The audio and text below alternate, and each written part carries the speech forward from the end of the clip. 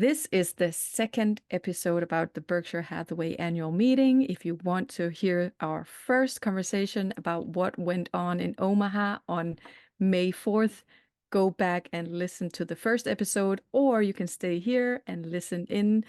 Both episodes are going to be about the Berkshire Hathaway Annual Meeting, and you're listening to Investing Mastermind Podcast. My name is Signe Lundholt. And I'm Michelle Markey. So I was there at the Berkshire Hathaway Annual Meeting in person, and Michelle, you were listening in streamed version online. So we talked about last time the energy business, and you were talking a little bit about how difficult a business that seemed to be, and maybe that Berkshire Hathaway made a mistake or whatever by going into that business. Maybe you could reiterate for the listeners what you were talking about last time. Yeah, I mean, there just seemed to be a lot of new developments in the energy industry related to, say, some of the complications from wildfires in states like California, Oregon, and Hawaii.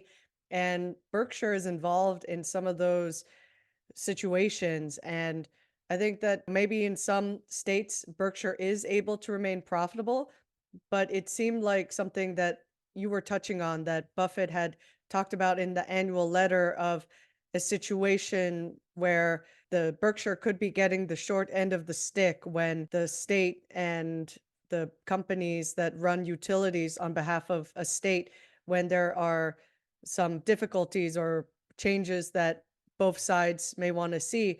So I think that it just gave me a feeling as if there was a lot of uneasiness surrounding Berkshire's future in providing energy services to certain customers and states. And there was something that you gave as a bit of a cliffhanger there. Yeah, because in the annual letter, it seemed that Buffett was criticized the governments, the different states a bit also because they were guaranteed a return on equity. And now the different states were kind of rolling that promise back. And it seemed Buffett wasn't too happy about that. I do think in the meeting, he tried to maybe be a little bit more positive around it, reassuring people that I think it was more of a reassurance of, we're still going to be involved in energy. And what potentially could have happened after the annual letter came out was that maybe some people in the different states was being nervous about if Berkshire Hathaway would still be engaged in this type of business. I don't know, but at the meeting, he seemed to be more reassuring that they were still going to be in that business. Whereas when I read the annual letter, to me, it seems like he was kind of describing how they made some sort of mistake of, going into the energy business. And just like you say, Michelle, last time you mentioned that that's how Greg actually came into Berkshire Hathaway. It was through energy. So I get that feeling that Buffett is not too happy that he made that investment into energy, that what he was promised maybe wasn't delivered, what we've seen about the wildfires. This is going to be a very cash heavy industry for a while because, they're also talking about should electricity lines go underground, or so there's going to be a lot of cash that's going to be used for innovating in this area, but also, just for maintenance. So I just think that they also foresee that it's going to be expensive in the future. And also they weren't promised the return on equity that actually made them go into this business. And it turns out that there's a lot of politics. So honestly, I don't think he would do that again. The great thing he got out was Greg. But at the annual meeting, I feel that he was kind of making a reassurance that Berkshire Hathaway would still be invested in these companies in the future, that, they weren't going to roll back. He was more maybe smoothing out something he wrote in that letter, I think. Yeah. And maybe they will continue to do businesses where it's friendly enough for a corporation to do it, but in places where it might just become untenable, where the costs outweigh the benefits, nobody's going to keep throwing good money after bad. So I could envision a place where, sure, they might do some investments in some places, like maybe it would be a good idea. Like one shareholder asked about, are they going to do more solar in the state of Nevada that's very sunny most of the time? Maybe. Like I know Greg gave a very neutral answer because they're not just going to come right out and say, oh yeah, totally, we're totally going to do all the things the shareholders want.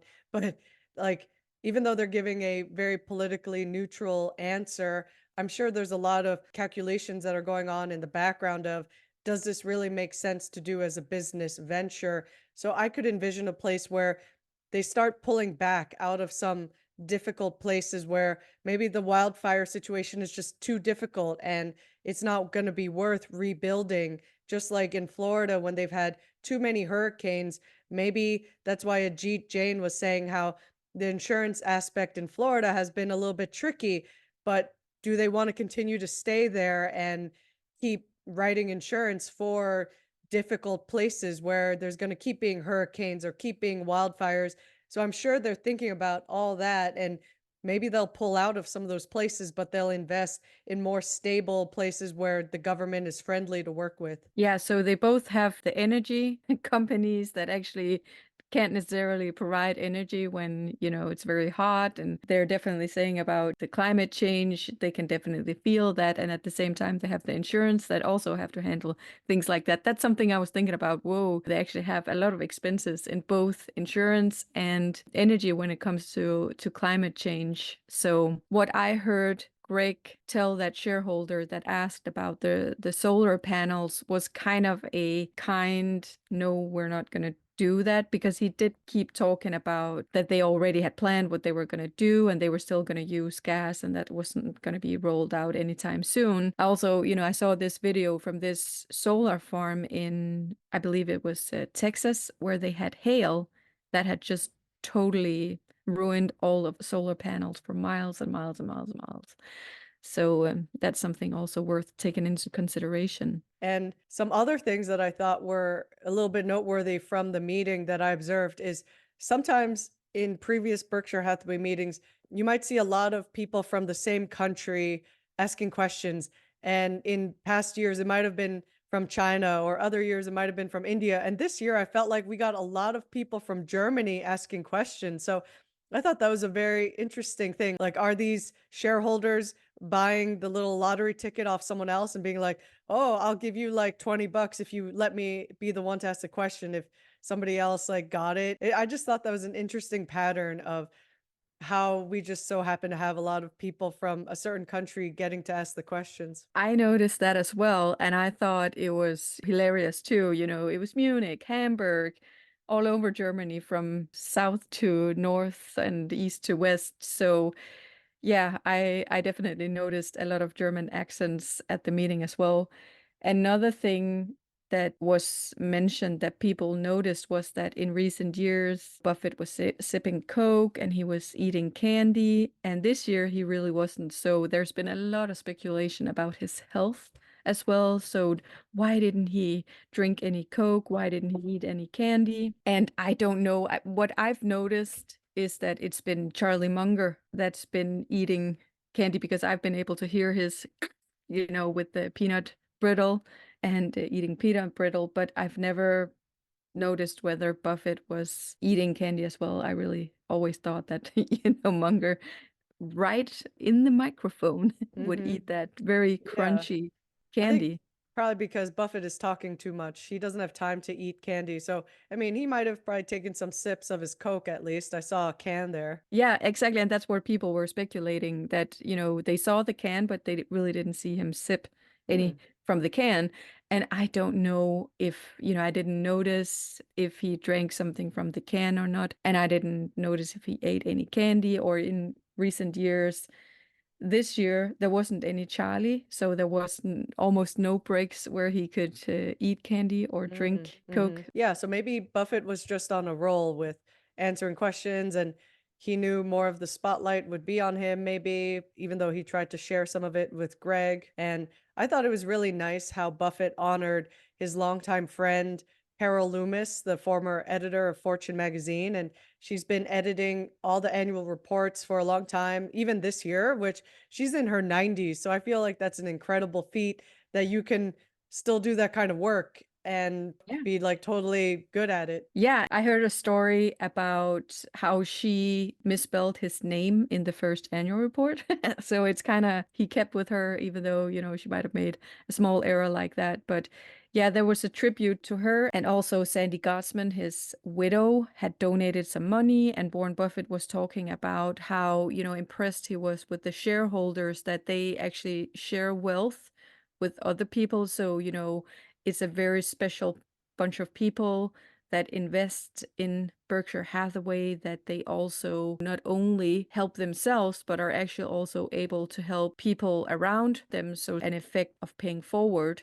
So, there was a lot of talk about that as well at the meeting. Yeah, that seemed to be really nice because when he said how Ruth Gottsman sold the Berkshire shares basically to Berkshire in order to donate that $1 billion to that medical school, that seemed to be a really nice thing. Like, it's not just selling the stock and then it kind of brings down the stock price or something, but it was sort of going back to the company, which I think was a net benefit to Berkshire in some ways because Berkshire got to buy back more shares. So that could have been some of the previous buybacks that Berkshire had done from large philanthropic shareholders. And what better way to have a legacy than to pay it forward, like you said? And I think that even if you don't need a name on the building, but people will remember, like, wow, I got to start my medical career without debt. And like, I can imagine that's such a big weight off of many people's shoulders. So, doing things like that, the way we can help people, I thought it resonated with me when Buffett said to be kind. Like, we should strive to be kind. And if we're lucky, to try to make someone else lucky. And he said, whether you're rich or poor, you can always be kind. Like, a lot of rich people aren't kind. So you have a leg up. Like, no matter how much money you have, if you can pass on kindness to other people, you're basically winning at life. Like, that's one of the takeaways I had is we should try to be kind to people. And that's one of the best things we could hope for in life is if you can feel like you were being kind to other people, it doesn't matter how much money you accumulated. It's more about how you treat people than how much money you ended up having when you pass away because it's not like you could take it with you. Yeah, and there was actually a lot of, this time, I think there is always at the Berkshire Hathaway meeting a lot of things that aren't necessarily only about investing, but about life and the way we live life. And one of the questions, it was a young shareholder, Andrew, asked, what would you do if you could spend one more day with Charlie? And so Buffett was, what he told that young person was to find someone, a role model that you would want to spend your last day with or some of the last days in order to try to get in contact with that person. And then so it wasn't only that last day that you spent with that person. And I think we were about, maybe 40,000 shareholders there thinking, maybe I should reach out to Buffett and let the person that we want to spend our very last days with, of course, I was thinking about, for me, it is my family. So, I'm very grateful to have them around me. But I get it. Who are the friends? I was also thinking about my best friend, and it was some very nice thoughts that was actually, going through my mind about, yeah, I'm so grateful to have my best friend in my life because, she means so much to me. So there's more than just investing in those meetings. Yeah, for sure. And I like how Warren Buffett, while he's 93 years young, he said something like, thank you for coming, and I hope I come next year. I thought that was a funny joke of like, we want to make the most of our life. I also, I've been working with fandom, and when there's fans, it can be difficult. And I can imagine someone like him, there's fans, there are people that doesn't agree. There's so many people that has opinions. So I'm sure that the people he surround himself with today are the people that, he wants to surround himself with and not let a whole lot of other people in. So of course he has, meetings where he invites people, there's brunches and all kinds of different events around Berkshire Hathaway meeting. And actually, this was at another event. So Guy Spear had his Value X at Berkshire again this year, which I was fortunate enough to attend in person. He also actually streamed it this year, and you can find it online. And I highly recommend that if you haven't seen it already, go and stream it because it was a great event. And one of the speakers there was Rosie Rios, who was the former US Treasurer. And at the Value X, she actually shared how she and Buffett would exchange gifts. And I just thought, it was a whole nother gift giving game. So, for example, she gave him a money ball, which was a baseball with some dollar print on the baseball, which was kind of unique, as well as a special $50 bill for Berkshire Hathaway's 50th anniversary, where she had her signature on that special bill, as well as she's also made a $100 bill that she has also put her signature on for the 100th anniversary of the meeting. But it's just a whole nother game of gift giving, and you should definitely watch it, because I'm not even able to share it the way she shared it, and how his responses were. He just one time after another just topped her gifts with even greater gifts back, that were really meaningful. One thing is, okay, here you have a gift that's in the physical world, but what he did was just give back maybe some even more emotional gifts that actually had meaning. So if you haven't already seen it, go ahead and go find Value X. It's online, it's on YouTube, and you can see what she talked about and some of those gifts that she's been given Buffett's over the years. There's a lot of humor and heart in some of those gifts. Wow, that's awesome. Definitely something I'll keep in mind. And how about the rest of the Value X event or some of the other events you attended, Sina? What were some of the highlights? Yeah, so Value X was amazing as usual. Guy Spear and his team, they really pull in some amazing speakers. And so they even had William Green coming in and interviewing Michael O'Brien about, some more photos. So last year at Value X, Michael O'Brien was talking about a very famous photo he took of Buffett. And this year he was talking about a portrait he did of Charlie Munger and how it was meeting Charlie Munger. Moonish Pabrai came in and talked about, some of his experience being in conversations with Charlie Munger. And Dorothy, or Dorothea, which is her real German name, came in, and she's, she was Charlie Munger's private secretary, came in and spoke about Charlie. So a lot in Value X was about Charlie, but also Robert Hagstrom, came in and had a great talk. So yeah, just in general, again, a lot of value at Value X this year. I was really also excited about it because I saw who was going to be there before I attended, but it was even better actually being there. So definitely go ahead and watch that. So many insights. Like research shows, I believe it was 86% of portfolio managers doesn't even meet the market average, and people just continue to go with a portfolio manager. So instead of investing themselves, they will have someone to do it for them and pay a whole lot in fees getting it done, and then they underperform. Some of the fee structures are like really terrible, where I think someone like Guy Spears, using some much more fair fee structures than other fund managers out there. So, real Buffett style fee structures there. Then I attended also, Matthew Peterson's event, which was more of a social event, but it's definitely one of the best events as well, because you meet so many people there that you've met throughout the years and you really want to socialize. And yeah, it's a perfect place of doing that. So usually he'll have a barbecue outside in a garden or a yard, somebody's backyard, but this year it was at the Omaha Press Club, which had just gorgeous view, out of this world view over Omaha. And yeah, you could see the fields behind the city as well. So gorgeous view and great crowd. Matthew Peterson really, he attracts the best of the best. So amazing to meet up people I know in the past and or from the past, and new people I haven't met before. So yeah, that was really, really great. That's awesome. I'm glad to hear. Yeah. And did some of the other events happen again, like from, say, Willow Oak or Gabelli and some of So those? the Gabelli event was this year, so it was actually at the same time as Value X, so I didn't Mm, attend Gabelli this year. mm-hmm, Vitaly Katzenelson has had his brunch, mm-hmm. and which was also, so he had different slots throughout the morning, 7 a.m., 9 a.m. I believe they made another one.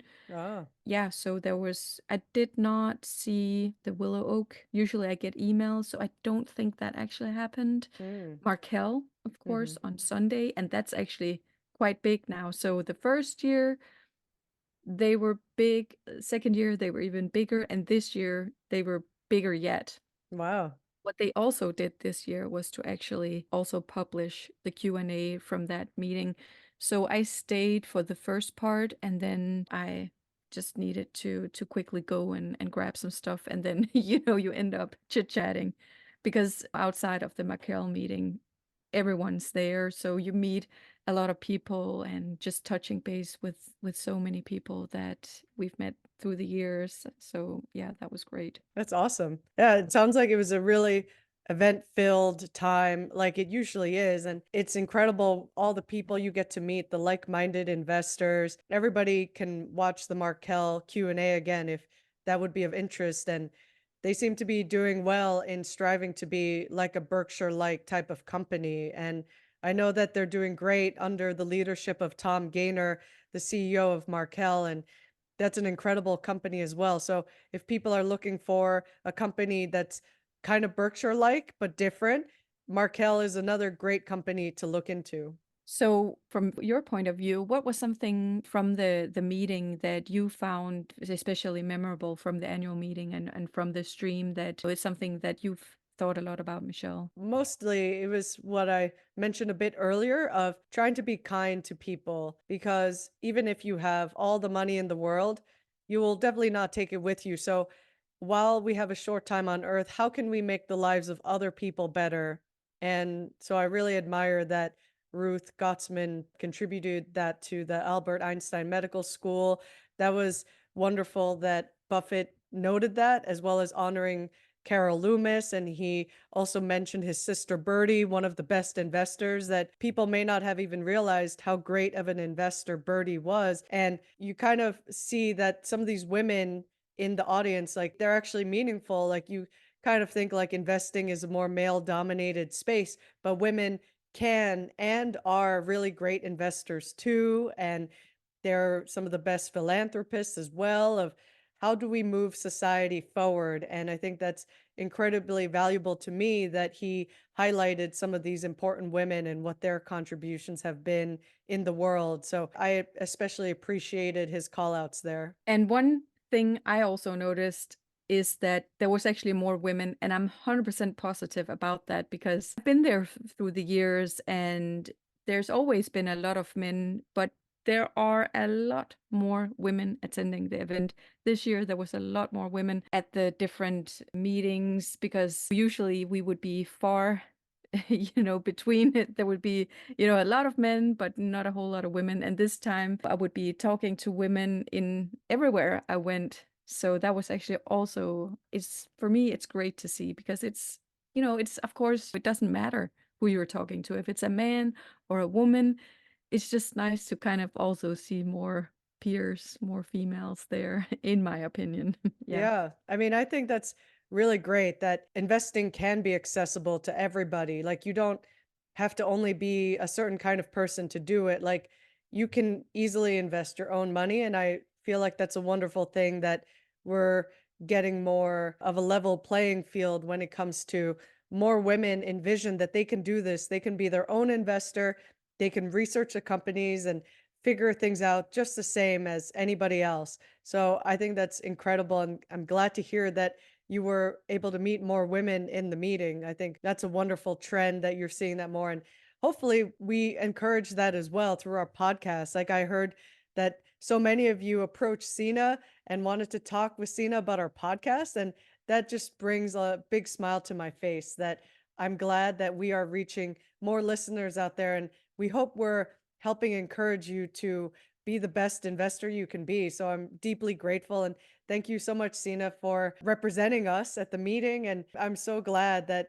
people are getting something out of what we talk about because I think we are trying to help both ourselves be better investors and everybody else out there. So it's really meaningful that listeners came up to Signe, and I hope I can attend the future meetings again sometime. And hopefully, we can continue to grow a podcast and bring more value and meaning to more investors out there so everybody benefits. I think that that's part of what ultimately the Berkshire Hathaway shareholders meeting is all about is paying it forward and sharing investing knowledge and wisdom and helping each other be better investors and also better human beings. And I think that everybody who starts becoming part of this world, this kind of community, it fosters more positivity, more kindness, and you even get cool stuff like Signe's awesome sweater. Like, I think that it's awesome to represent the Berkshire Hathaway meeting. You get cool things out of there and you have a great time with great people. So, with that, I think we're